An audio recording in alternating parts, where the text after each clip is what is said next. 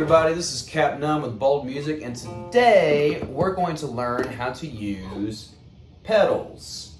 Now, what is a pedal, you may ask? Well, a pedal is a small electronic device that is normally operated by a switch to either enhance your electric guitar sound or to add a different tone or a different color to your sound. Now, they're usually set up on a board on the floor and act as a buffer between your amp and your guitar, and are operated by using your foot to tap the switches on and off. The idea of using pedals can be daunting, to say the least, because there are so many out there that do so many different things. But if you have a specific idea of what you're going for, then pedals can be essential in achieving your goals. Now, as far as setting up your pedals, most of them require a 9-volt battery to function.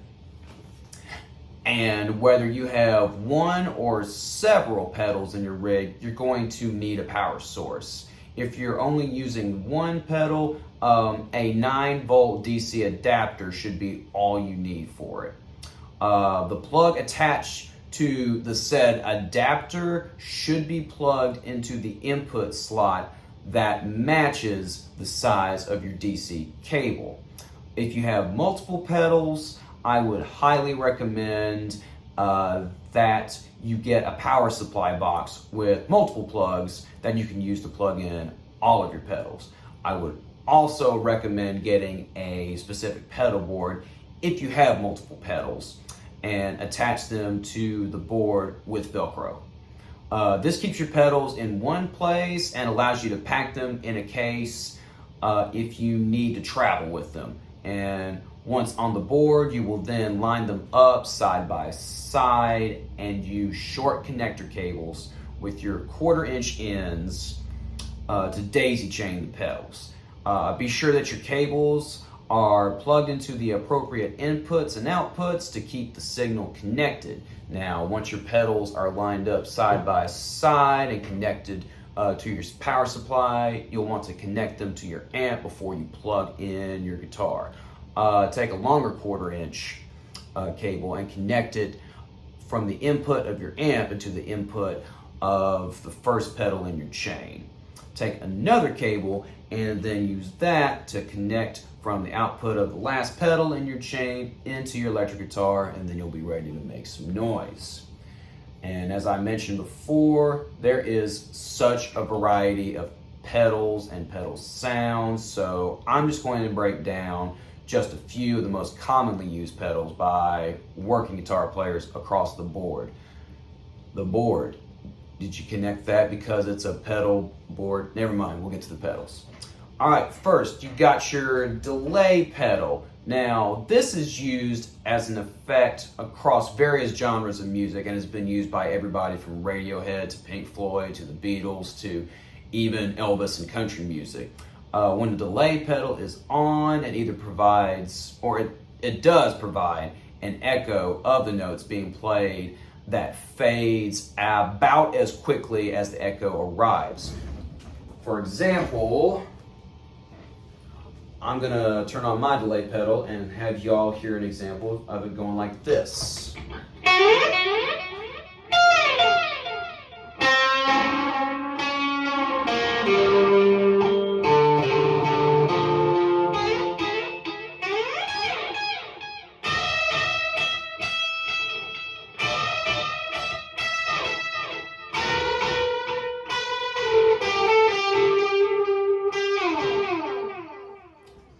Something like that. Now, these are often used for lead players to fill up space where there's a lot of just kind of slow notes being built. And sometimes in country music, delay will be used for the echo to cut off immediately after it's being used, like this.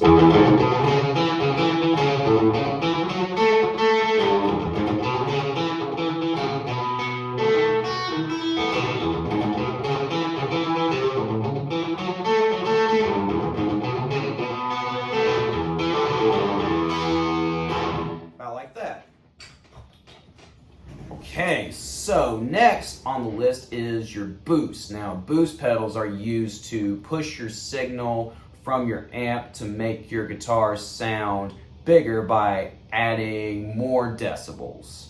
Now these are often used for lead players to push their signal over the rest of the band to make their lead parts or solos cut harder. And I will go ahead and use mine as an example. So I'll play clean first.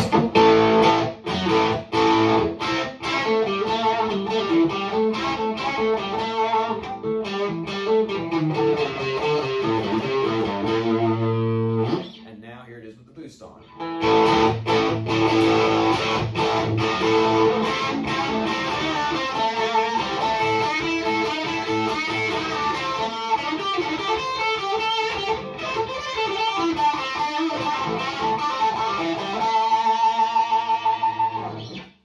Something like that. And the boost can just as easily be part of the sound as the amp or the guitar itself, depending on what kind of music you're being played. For example, I play in a band called The Girls, where both of our boost pedals are part of our sound, along with our guitars and our amps and all that, and that's just kind of what makes it unique. And a lot of bands take this approach with the fuzz pedal. There are many pedals that can be used for, say, distortion or breakup of the signal of the amp to make your guitar sound dirty, nasty, and mean. However, a good fuzz pedal can really add some thickness and grit in a way that not a lot of distortions can do. The sound waves created by a fuzz are much larger, whereas in, say, a distortion, sound waves are kind of like this. Fuzz sound waves go like this. And so then you get sounds like this.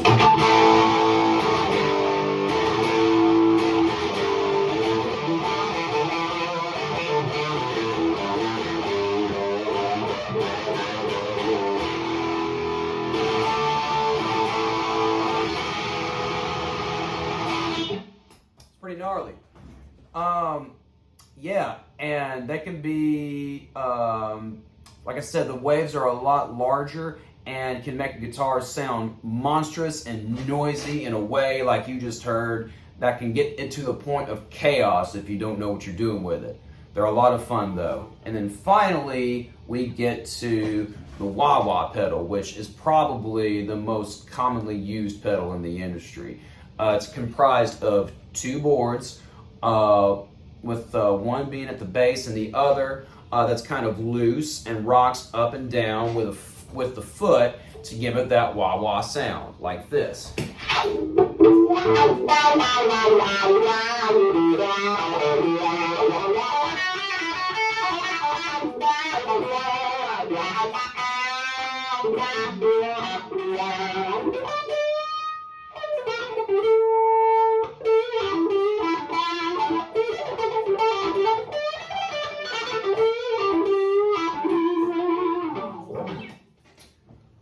So with that, you can create expression with the wah-wah sound, and if the top portion of the board is cocked, then you can create an entire tone with that as well, like this.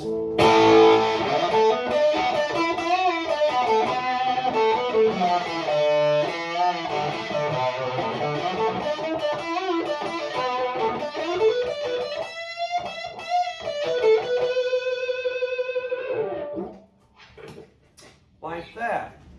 And of course, we're just scratching the surface when it comes to what can be achieved with the pedals that I've not only discussed, but as a whole. There are so many other sounds that can be achieved by other kinds of pedals that they might require their own separate blog entries. So one more thing that I would recommend on any pedal board would be a tuner pedal.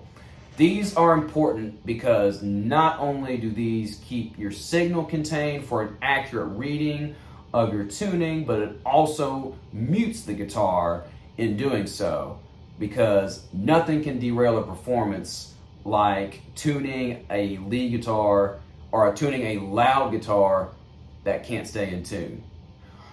I hope you enjoyed this video, and I hope this has helped readers and listeners out with any questions they might have about pedals when going into it. So keep an eye out for more blog content. And my name has been Captain Nunn, and we'll see you soon.